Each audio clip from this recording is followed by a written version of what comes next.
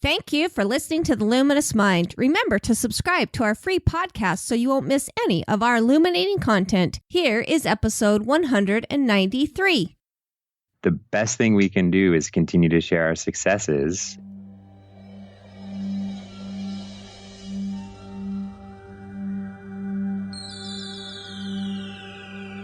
Benjamin Franklin once said, "Do not curse the darkness, rather light a candle instead."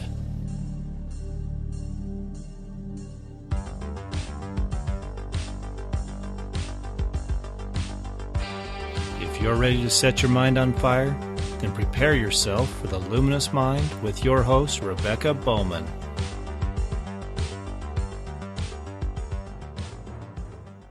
Today's fire starter is John Fisher. Since 1996, John has worked exclusively in farm and garden-based education programs, teaching preschool through high school students. As a Life Lab trainer, he has provided professional development opportunities for thousands of educators across the world. When John is not at work, he enjoys working and teaching in his son's school garden. Welcome, John. I'm so excited to learn more about you and your work in farm and garden education. Great. Thanks for having me. Yeah, it's going to be great. Okay, I'm so excited to learn more about you and your work in farm and garden education. But before we get into any of that, can you please tell our audience a little bit more about yourself? Yeah, so I live in Santa Cruz, California, right in the middle of the coastal California, and I have a 9-year-old son. And as you mentioned, I participate a lot in his education via his school garden and other ways. And for the last 20 years or so, I've been working in garden-based programming. That's awesome. But, before we get into kind of your own life's journey, I really wondered if you would, in the intro, we talked about you working exclusive in farm and garden-based education. Can you tell us, with words, how that looks, what that style of education really looks like? Yeah, so I've been blessed to be able to work with some really great organizations that focus on doing farm or garden-based education. That was kind of my vision out of college. When I was in college, I'm like, wow, the best thing I could do would be teach kids about where their food comes from, because it's kind of the most potent form of environmental education. Sun, soil, water, air, everything you eat and everything you wear. It just makes it so much more relevant. So I've been working on farms and gardens and luckily landed with this great organization called Life Lab in 2000 and was blessed to build this incredible garden classroom site, which is based on the University of California, Santa Cruz's farm. So we're in a unique position. Yeah, we're a nonprofit based on a university farm, and we run field trips for about 5,000 kids a year at our garden classroom site, and recently have expanded down into Watsonville in South Santa Cruz County and run field trips and school garden programs there. So kids come up for field trips, they come up for day camps, and we're also involved in supporting school gardens and training teachers to use their gardens for science and nutrition instruction. Well, and I think that's it's so needed because we have kids, that grow up in very urban areas and they don't understand where food really does come from. So I think that that's really important to put them, give them some perspective on what our world is like. Let's kind of go back though, and let's talk about how you really came to this style of education to really discover what you love to do. You have a great story on the website, and I'd love you to share that with the audience. Yeah, well, it did start in college. I was just very related with environmental education and saving the world and all those things. And as I left college and had my first job, I actually worked at a summer camp, and I had never really worked with kids. I don't even know why I got a job at a summer camp, but it worked out great because I seemed to click well with the kids. They liked me, I liked them, and I continued down that path of being an environmental educator. I went to the Peace Corps and did environmental education in Honduras, and then was actually hitchhiking in the back of a truck with a co-Peace Corps volunteer.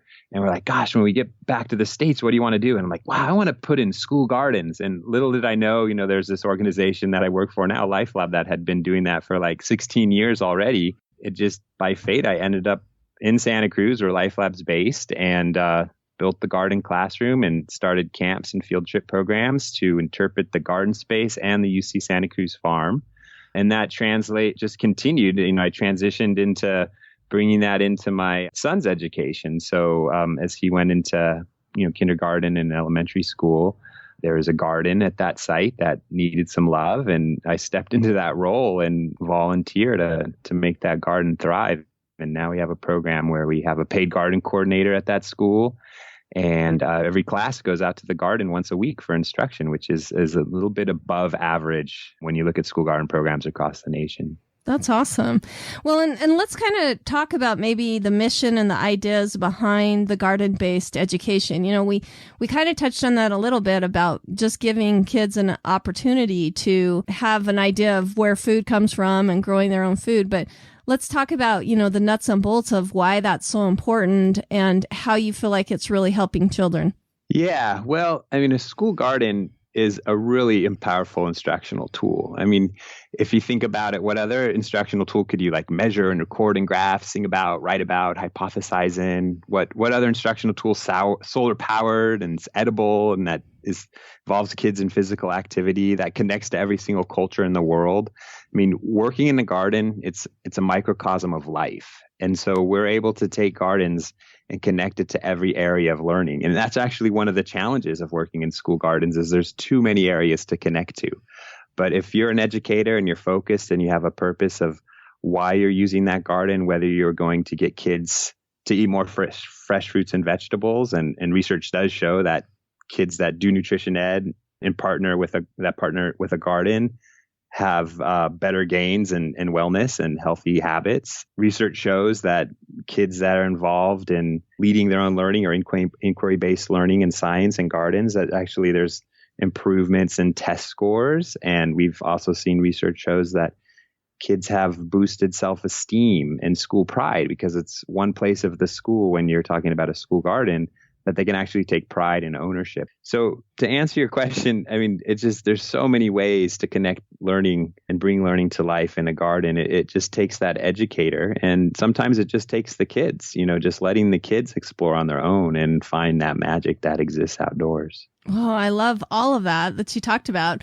I'd like to kind of go back and maybe talk about how you've connected education with the garden. I mean, of course, there's kind of a scientific thing behind like the harvest or the, you know, planting the seeds and reaping the harvest that I think, I mean, that has a lot of life lessons in it as well, but, you know, connect some dots for us of stuff that kids really learn. I mean, I love all that. The self-esteem, you know, it lets them have a lot of pride in their environment that they're in. They just connect some of those things of how you help educators use gardens for the teaching.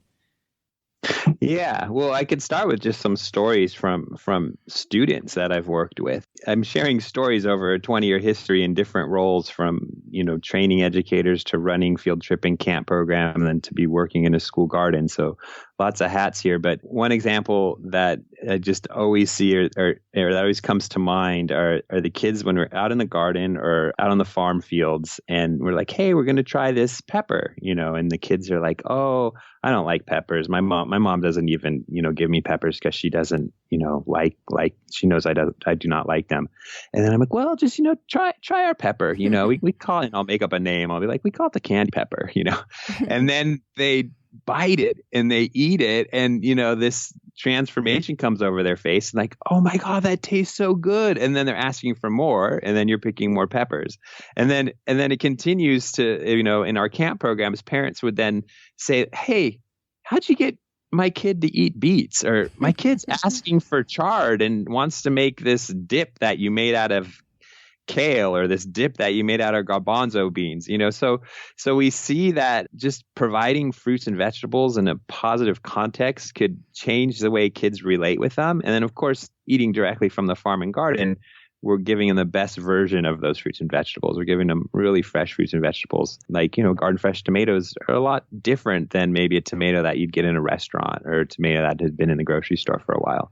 So, I mean, that example of making sure kids try something new. We always give them the opportunity to, you know, take it out of their mouth and, you know, put it on the path and let it turn back into soil. But usually if they try it, they like it. And more so if they harvest it and then they try it, they'll like it.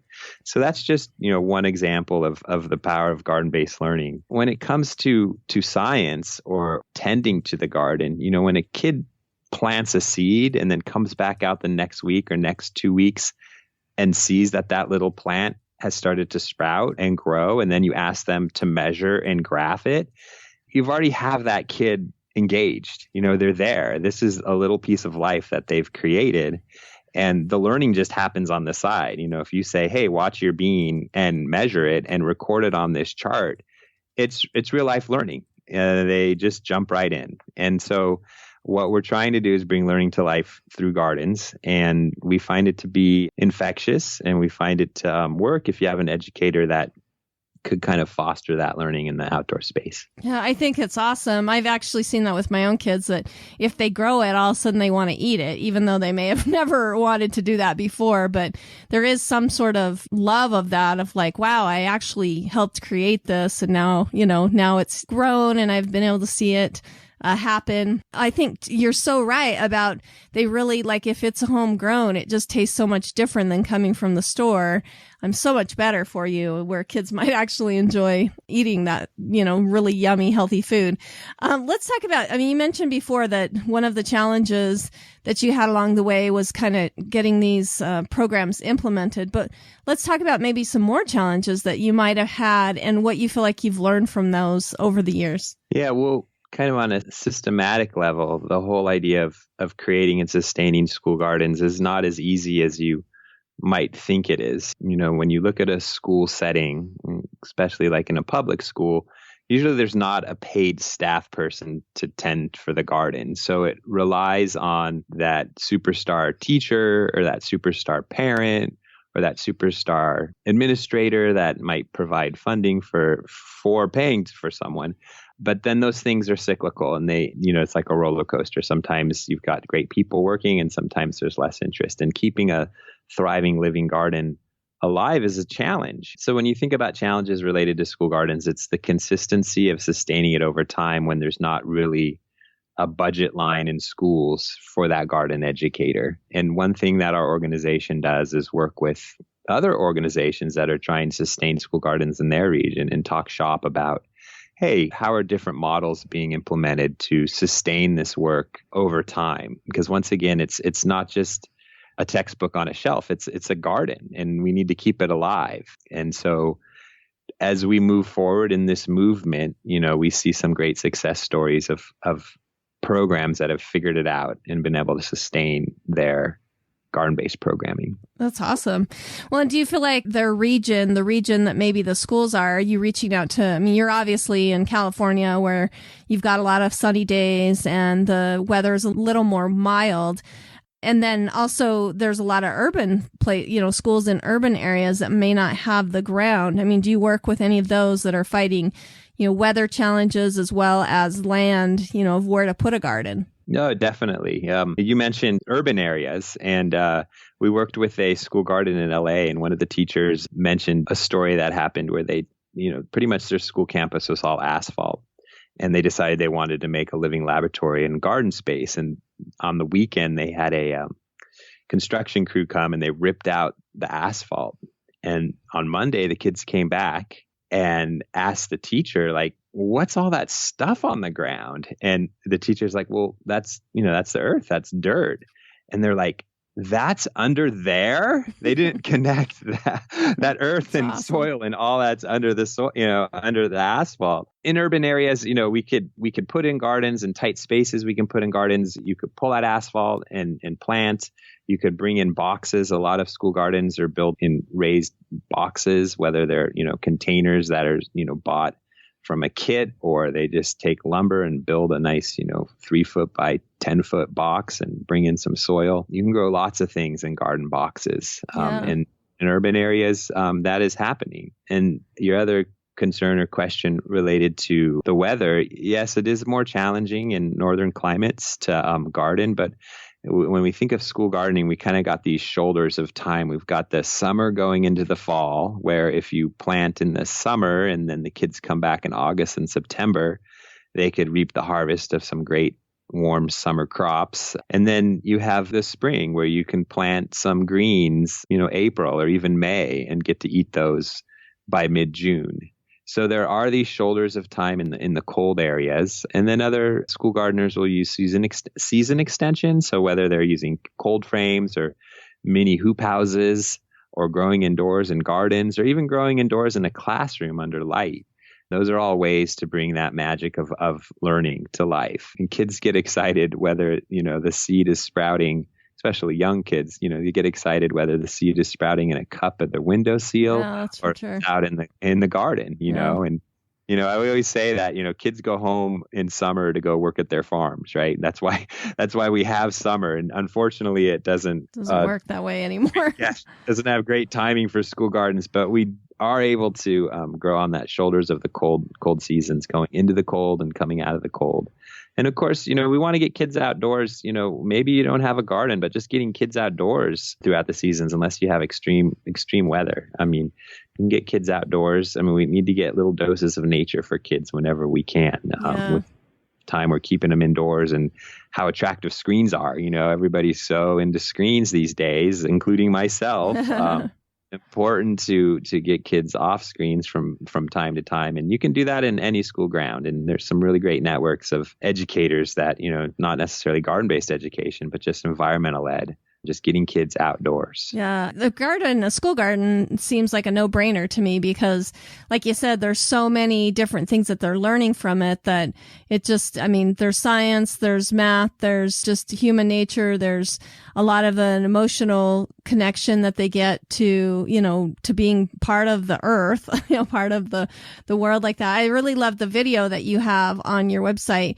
And I think it's interesting. That's titled, "We're Changing the Nature of Education," which is a really fun pun on what you're doing. But really, in that video, it did talk about how, as we're cutting funding for schools, and we're cutting out a lot of these programs, bringing a garden back instantaneously can bring back some of those things that is being pulled from the funding that maybe would help with the education. And I'd love your take on that. But before we do that, I'd really like you to kind of go back and kind of sum up, what do you feel like how your paradigm on education has changed over time and with experience, maybe starting, from that camp experience that you had to what you're doing now? How do you feel like, your ideas of education have changed over that time? Well, as I've been teaching more in my son's school, and I could explain that my son is in a kind of a hybrid homeschool program where he goes to school in a normal public school 3 days a week, but all of us parents are teachers, and we teach all the main content, and then there's 2 days more for homeschooling and experiential field trips.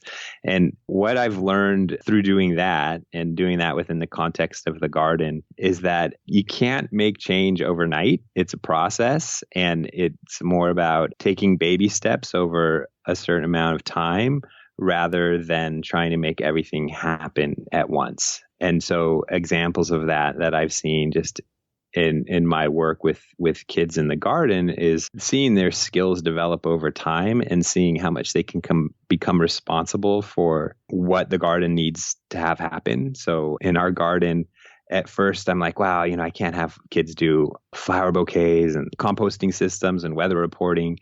And once we just practice and do it over time, now they're experts at running and graphing our compost systems, and they're experts at arranging bouquets and putting them on our lunchroom tables. We've actually now have a business where we cut bouquets and sell them to the school community. I just say it takes time and persistence, just kind of knowing that over time good things will happen. And I don't, maybe that's too general of an answer, No.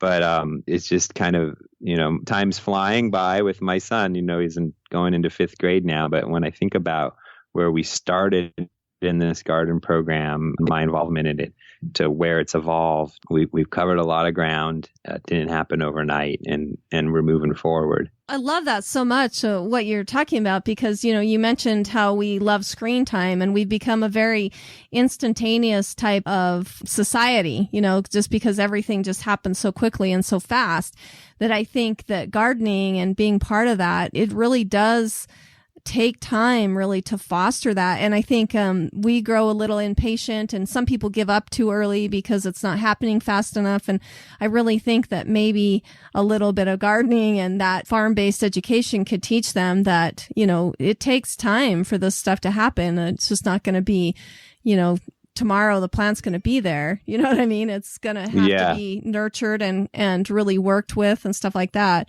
to make it be wonderful, like you said. So a great example of that is something I've been doing with the students now for the past 4 or 5 years. Is in the spring, when the fruit trees, like the apple trees, are dormant, I look at one little branch, just like a 12-inch space on a branch, and I put a piece of tape on each ends of that 12-inch. And in between those two pieces of tape, there's 3 to 4 buds. And we watch those buds develop. We have a team, 2 or 3 kids per tree, and they go and watch those buds every week or every other week over all of the spring. And they get to see the bud swell and then leaf out and then flower. And then we count all the insects that are hanging out around the flowers. And then the petals fade and a fruit starts. And then summer break happens. And I forget about it.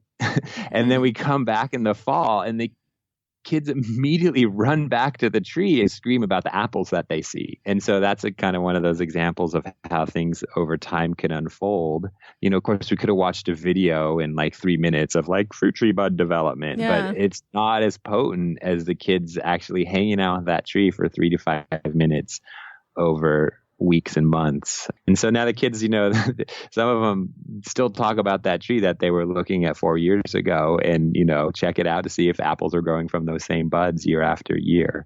Yeah. And it was such a simple task of just opening their eyes and focusing on that particular space of 12 inches in a garden that has thousands of plants.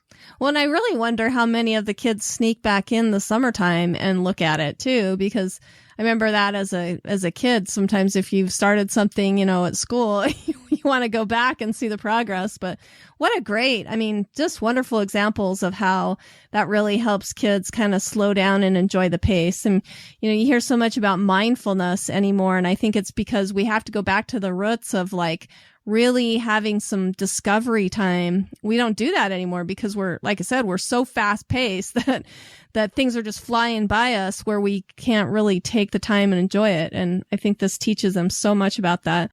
I was looking at your website with your, and I just want to know more kind of about your work with the Life Labs and the Pacific School Life Lab that you have with your son's own garden. But I mean, you get on the website and you can see this really awesome map of, I mean, your garden has like a beehive in it and it's got different trees and stuff. And then it's got, you know, definitely places for more annual type growing to go on. I mean, are you out in the garden all the time or are you doing more, you know, desk work of trying to get people to your schools? I mean, what does your work look like within the Life Lab? Yeah, that's a great question. So within my job at Life Lab, and I'll just step back, Life Lab's a 37-year-old nonprofit that started here in Santa Cruz. And now we work to cultivate children's love of learning, healthy food, and nature through garden-based programs. And we do that through our on-site programs here in Santa Cruz and in Watsonville. And we do that through training teachers and providing curriculum. And we do that through a really robust website full of resources and a great YouTube channel of songs and lessons and activities. My role within Life Lab started to build that garden classroom site here at UC Santa Cruz. And at that time, I was both building a garden, you know, all the hardscape structures and getting all the plants in the ground, all the irrigation systems. And then at the same time, running the day camps and the field trip programs. And our field trip programs, we work with UC Santa Cruz undergraduate interns. So we'd also be training interns and creating future garden-based educators that have gone on across the country and world to do this work. So my first, I'd say 8 to 10 years were more involved in the garden, building it, maintaining it, training interns, running camps, leading kids on field trips. And then over time, I evolved more into taking what we do here at the garden classroom and sharing that with others. And through various means, we were put in the position to be statewide trainers for the California School Garden Training Program. We went across the state and trained 4,000 educators along with a team of other trainers. At that time, I was less working with kids and doing more adult ed. And at the same time, I started realizing, wow, if I want to share this, I really need to figure out how to make videos and websites and all that. And it was a great timing because that's when YouTube got popular and that's when blogs got popular and, you know, websites that you can manage easily. So I started training myself in those skills to be able to share what we have here in our garden and share it with others. So do that digitally, and we do that through about 35 days of professional development. About half of them take place here at UC Santa Cruz at our garden classroom site, and then another half of them are when myself and our other Life Lab trainers are brought across the country to do training. So I'm more involved now in, digital communications to share what our offerings are and what our resources are, and then doing adult ed training, whether that's here at our garden classroom site, training our school garden teachers in Watsonville, or going to do trainings where folks bring us out to their regions to run trainings and bring a little dose of inspiration. Before we go on, please listen to these messages. Do you know a young person who wants to avoid student debt yet ignite their future? If so, don't waste your time going to college. Join the Fire Starters over at Praxis. Praxis combines an intensive 3-month professional development program and a 6-month paid apprenticeship with a dynamic growing company and guaranteed full-time job placement. No degree is needed to get started. Whether you're an ambitious go-getter right out of high school, a creative thinking college student who is bored sitting through classes, or a college grad looking for something better, discover Praxis. Get exclusive Firestarter information about Praxis by going to discoverpraxis.com/mind.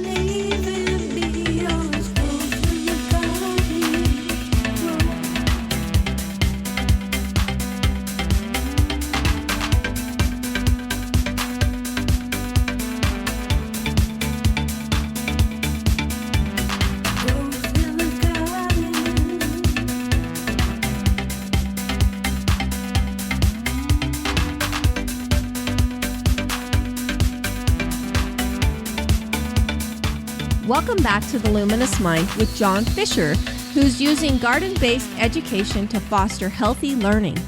I feel like you've got such a big thing on your shoulders. The garden, like I said, is very extensive there at Life Lab, but then you've got you've got just so much to do to help educate the public and try to get them to to embrace the whole farm garden education. I think it's just awesome.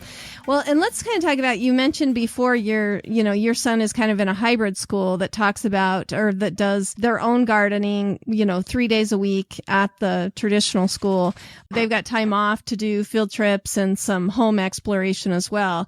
Let's maybe talk about how you're getting the homeschooling families to participate in programs like these. Yeah, well, at our school, which is, as you mentioned, it's like a hybrid homeschool program, parents take responsibility to teach particular content. I chose what I'm most interested in teaching in the garden. So once a week, I teach in the garden with our 2nd through 6th graders that are in that program. And so it's just a garden class where they spend 45 minutes to an hour. I try to bring some routine into our garden classes. So we manage the composting system where we're taking the green waste out of our cafeteria and kitchen. We also take green waste out of a local restaurant, so we have enough greens to fill our compost bins. The kids cut fresh bouquets every week for the office and for the lunch lady and for the lunchroom tables, and we do the weather report. And those are kind of some routines that the kids take on every time we come out to the garden. And then we teach the other types of content that could be taught in a garden. A lot of it's related to life science and experimentation. We've ran lettuce fertility trials to figure out how to grow the best lettuce that then we can bring into our school lunchroom. This year was the first year I made kale salad with all the kids. We made 3 different types of kale salad and had a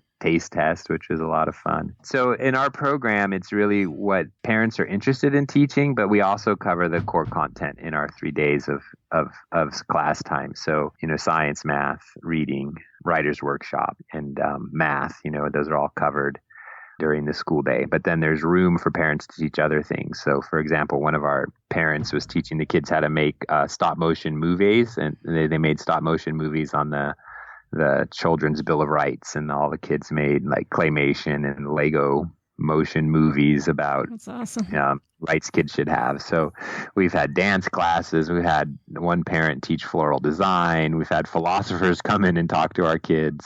So it's a little bit different. And, my interest in it came about of, I wanted to spend a lot of time with my kid. And they say, it happens fast, right? Yeah, time's fleeting. Yeah. So I wanted to take advantage of that before he wants to not talk to me anymore.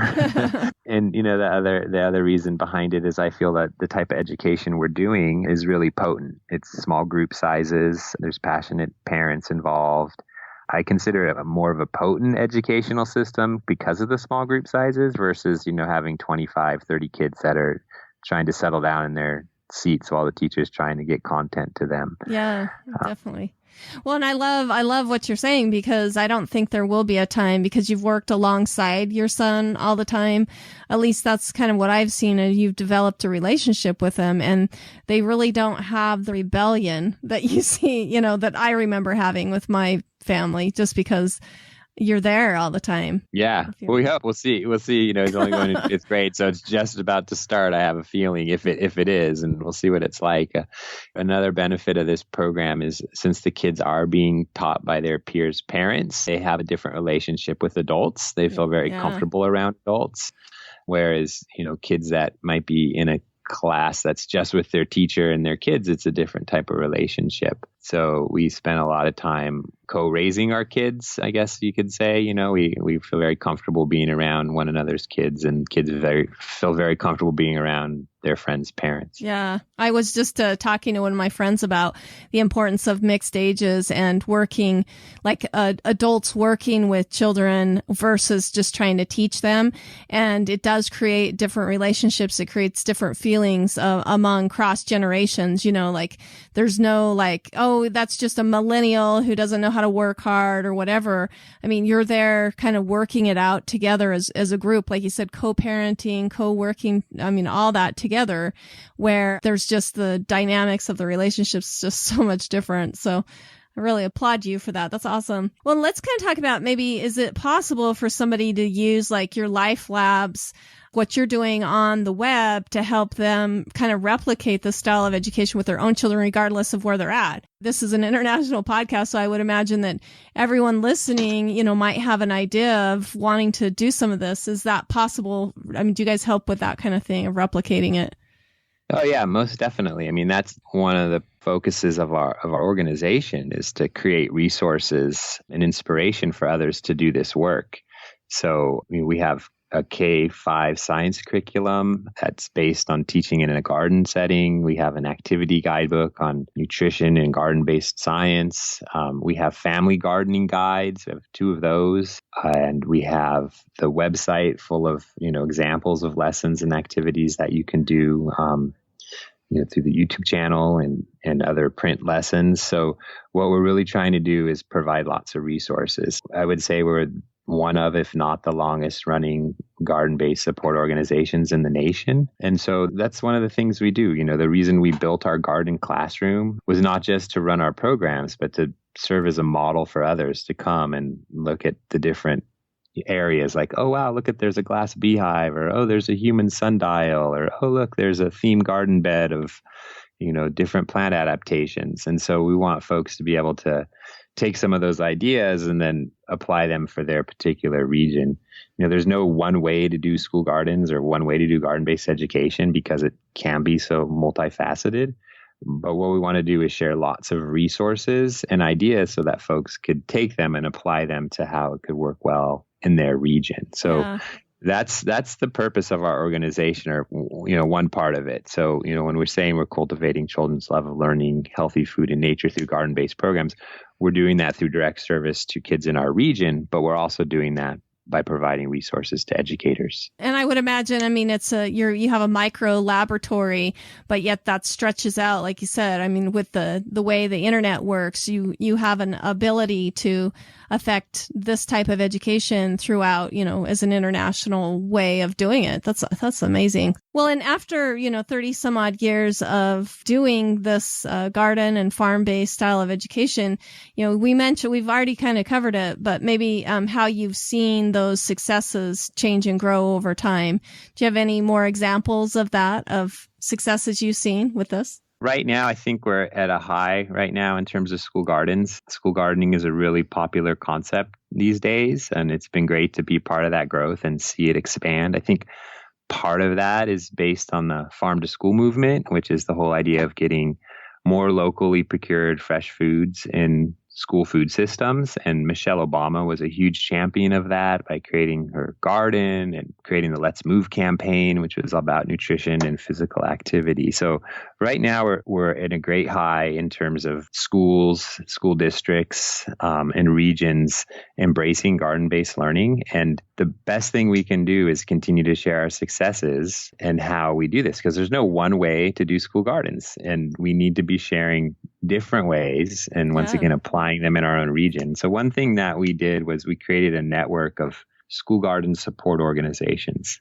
So it's not necessarily the practitioner. It's not like just the teacher or the parent that's out there teaching about how soil's formed or how things decompose. It's more about how does an organization support multiple school gardens in a particular region. And now we have a network of over 1,000 different organizations across the nation. So awesome. We have a webinar series, and we actually are hosting our second School Garden Support Organization Leadership Institute. It's a week-long institute. It'll be in January 2018 for school garden support orgs, or teams from school garden support orgs. So we really want to continue to share these successes of how folks are supporting multiple school gardens, and doing that by bringing folks together in a face-to-face gathering, and then also sharing what we come up through these face-to-face gatherings through our webinars. And so that's a whole other website that I could share. That's the National School Garden Network.org. So it's National School Garden Network.org, with the audience being organizations that support multiple school gardens. That's awesome. I'll have to post that one, link that to our show notes as well, because that sounds like a wonderful resource. And it sounds like you've done so much already to help, change the paradigm or changing the nature of education, like that video suggests. But do you have any other things kind of coming up in the future, long-term goals? And how do you think that's going to affect the legacy that you hope to leave? Well, one area we're starting to see is policy that supports school gardens, or more systematic change that institutionalize school gardening. And usually that institutionalization comes through sorts of staffing. One example I could share here in Santa Cruz is that there's a parcel tax that folks vote upon, like it's Measure P for the schools that you see on the ballot from time to time. And in our parcel tax, we've written in paid salaries for garden educators. So our 4 city schools in our school district, elementary schools, they all have paid garden coordinators.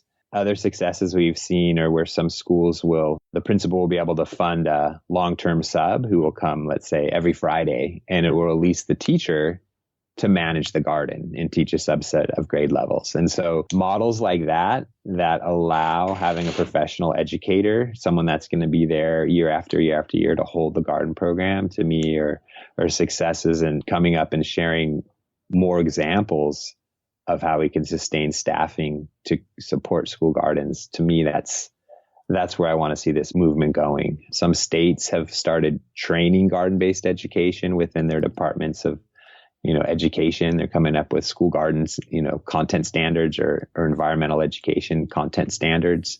That's step one. And then step 2 would be to get the teachers trained and excited to use outdoor spaces for learning. So once again, it's going to be a slow process. Not every solution is going to fit in every region. And that's why we just need to continue to communicate. Well, and I love kind of your message is that you said it at least 2 or 3 times that, not everyone's going to do their school garden the same way.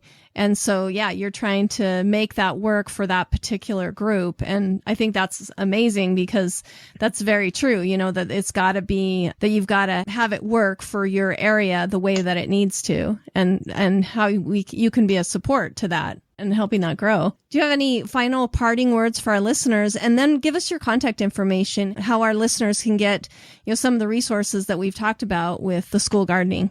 Yeah, well, if you're involved in school gardening, one thing that I've been sharing a lot recently is plant with a purpose. So if you're going to put things in your garden, really think about, when is that plant going to do whatever it's going to do? Like if you're planting a peach tree, is it going to give you fruit in July when kids aren't in school? Or are you going to plant an apple tree where you can get fruit when kids are in school? And if you're planting a flowering plant, is it going to make the flowers when kids are in school so they can see the pollinators interact with the flowers or see that flower transition into a seed pod.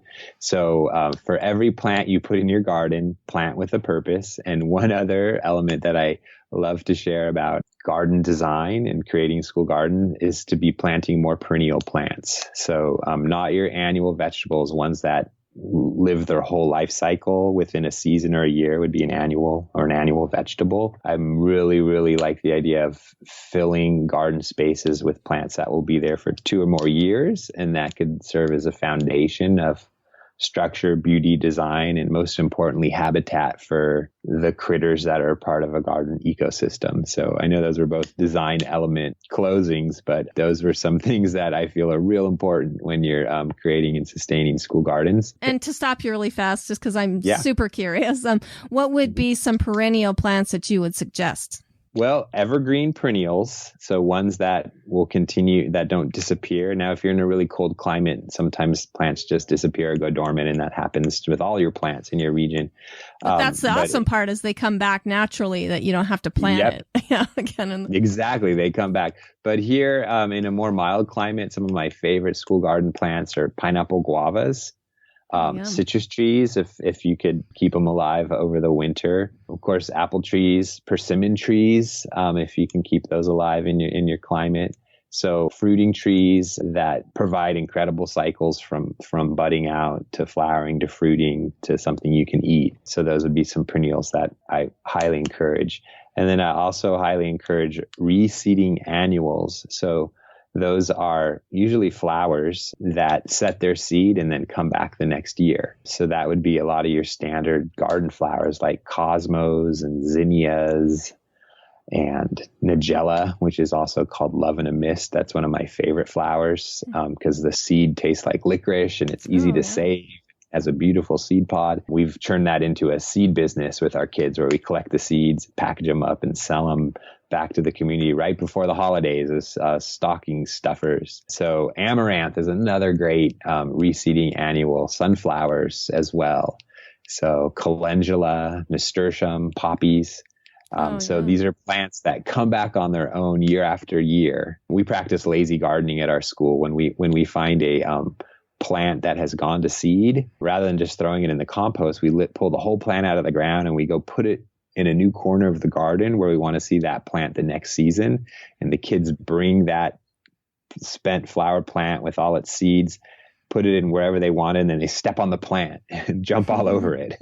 It releases seeds. And then after we get rain just primarily in the winter, then early spring, late winter, these plants come back for us. Yeah. Well, the funny thing is, with poppies, we planted some of them in our yard, and then the next year it was funny because we saw them in some of the fields that were around our house. And I'm like, wow, the poppies have gone all the way over there. But the kids thought that was fun, though, too, to see how seeds spread, So. Yep. Awesome. And then your contact information and maybe what we can find there, where to look. Yeah. So if you go to lifelab.org, that's lifelab.org, and you click on the For Educators tab, there you can connect to our school garden resources, our photo albums of school gardens, our YouTube channels, our downloadable free curriculum, and then also the curriculum and garden sign designs that we sell on our website. That would be for most of the audience where folks would want to start to learn about garden-based education. If you're in our area, you could click on for children and families and learn about how to visit our garden or participate in a field trip or a camp. But I think for most of our audience, they would want some of our resources that are related to creating your own garden-based education program or your own outdoor classroom. So that's at lifelab.org. And my email is gardendirector@lifelab.org. That's awesome. Yeah, great places to catch up with me. And if you are interested in the school garden that I manage, that's at pacificschoollifelab.com. pacificschoollifelab.com is our little school garden website where we kind of just keep photos and maps and manage our volunteers who are taking care of our garden this summer. Well, it's really fun to look at. Like I said, I got on and, there's great videos. There's all kinds of resources. Again, that's lifelab.com that you can go to see those things. John's email, once again, is gardendirector@lifelab.org. But we're going to be sure to connect all of that information that we've discussed today on our website as well. But thank you so much, John, for joining us and helping to light our minds on fire on this important topic of farm and garden-based education. I really appreciate it. Thank you, Rebecca, and thanks for having me. It's been great to share. Thank you for listening to The Luminous Mind. To learn more about John Fisher, go to our show notes at theluminousmind.net. Be sure to become a subscriber to our free email list, then check out the Services tab to see how we can continue to assist you, our fire starters.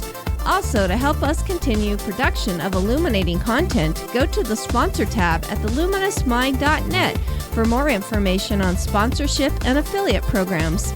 Like us on Facebook, follow us on Twitter, Google+, Pinterest, and now Instagram. Get our free audio content by subscribing on YouTube, iTunes, and Stitcher. To help us grow, consider these easy ways. Tell your friends about us. Leave us a review. Share our content. Tell us how we can help you so together we can continue to light minds on fire and change the paradigm of education.